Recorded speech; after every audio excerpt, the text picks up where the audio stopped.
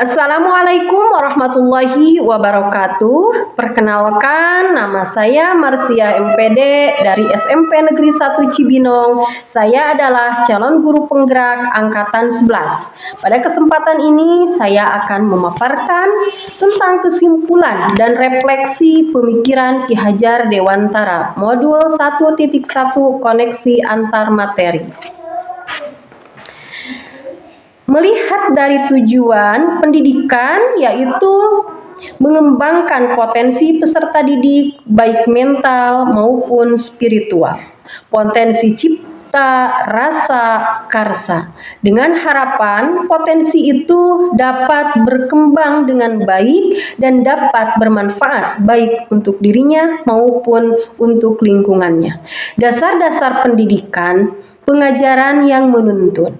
Pengajaran menuntun segala kodrat yang ada pada anak agar mereka dapat mencapai keselamatan dan kebahagiaan yang setinggi-tingginya, baik sebagai manusia maupun sebagai masyarakat.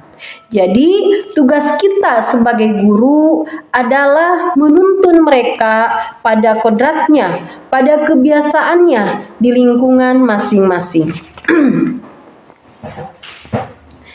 Dasar-dasar pendidikan selanjutnya, kodrat anak.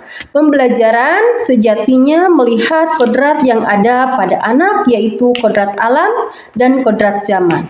Selanjutnya, dasar-dasar berpusat pada anak dan berhamba pada anak.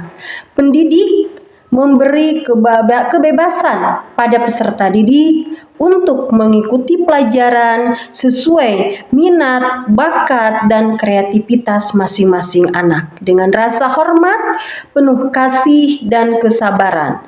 Sebagai guru, kita menuntun anak agar bisa mengembangkan potensi yang ada pada dirinya, karena anak itu diibaratkan seperti gunung es, tidak terlihat di bawahnya, tapi jikalau kita gali akan terlihat potensi yang ada pada anak tersebut. Untuk selanjutnya, dasar-dasar pendidikan anak bukan tabula rasa.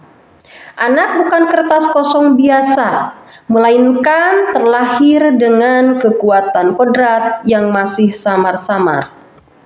Ketika sebelum saya mempelajari modul 1.1 yang saya anggap anak hanya selembar kertas kosong yang harus kita isi kekosongannya itu dengan yang kita inginkan.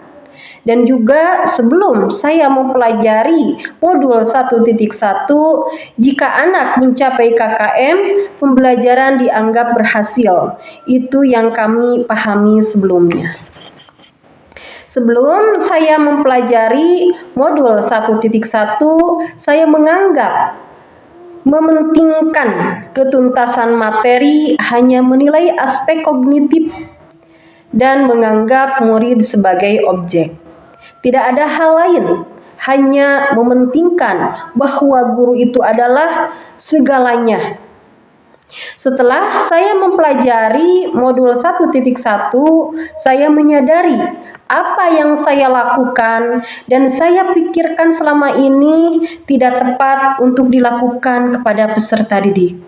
Nah, setelah saya mempelajari modul 1.1, insya Allah kedepannya atau di tahun ajaran baru, saya akan melakukan pembelajaran yang menyeluruh, di antaranya berkaitan dengan budaya, kognitifnya, afektifnya, psikomotor, sosial, dan spiritual.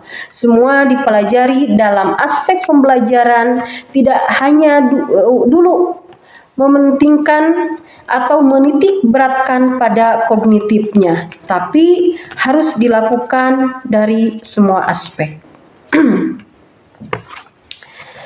Setelah saya mempelajari modul 1.1, insya Allah kedepannya saya akan melakukan pembelajaran secara menyeluruh dari semua aspek. Harus diperhatikan, memperhatikan karakteristik siswa, tingkah laku, sopan santun, semuanya harus diperhatikan. menganggap siswa sebagai subjek. Kita harus benar-benar memprioritaskan melayani siswa dengan baik, ya. Kita harus benar-benar menghamba kepada peserta didik kita.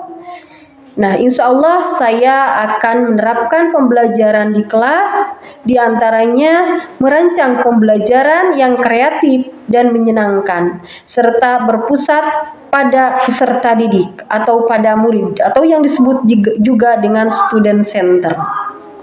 Jadi kita sebagai guru harus lebih sabar dalam membimbing murid, mengenali karakteristik murid, sedikit demi sedikit.